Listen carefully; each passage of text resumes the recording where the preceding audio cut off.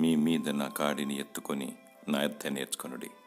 మత్తయి సువార్త 11:29. దేవుని యొద్ద శిక్షణలు ఉంటే శిక్ష నుండి తప్పింపబడతాము.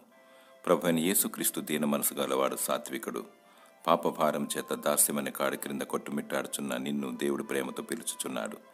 ఆయన నీకు భూమి మీద స్వాతంత్ర్యమిస్తాడు, మరియు పరలోకమును నీకు అనుగ్రహిస్తాడు. నేనే మార్గము, జీవము, సత్యమని సెలవిస్తున్నాడు. సత్యము నిన్ను స్వతంత్రునిగా చేయను. సత్యబాటలో పయనించి నిత్య జీవమును చేపట్టు.